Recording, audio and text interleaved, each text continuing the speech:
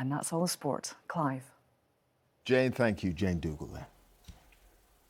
Now, they're perhaps best known for dive bombing and stealing your chips at the seaside, but scientists say seagulls shouldn't be seen as pests. Instead, they're clever, adaptable birds that are being driven into our towns and cities because of the loss of their natural spaces. Helen Briggs has that story.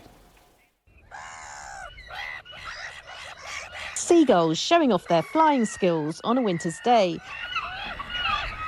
They may be a common sight near the coast, but hit by bird flu and the loss of wild spaces, some populations are in trouble. I don't think people realise numbers, especially of our breeding gulls, have been declining. Perhaps they don't take so much notice of them and realise that numbers have been dropping off because they're quite a visual species, aren't they? You know, they're in our towns and parks and urban areas, and we've become quite familiar with them. 3 common gulls and 26 black-headed gulls there.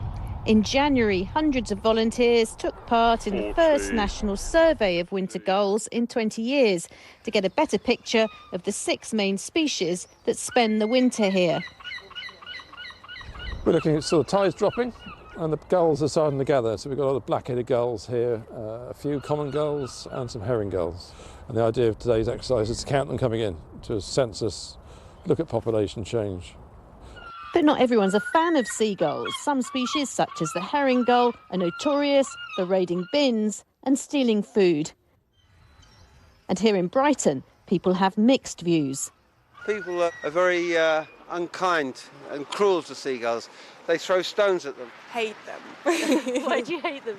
Yeah, the other day I ate a donut and they just stole it right out of my hand. They love a donut. I know you can't walk around with food in your hand. That's the only problem with the seagulls. But other than that, no, they're cushy.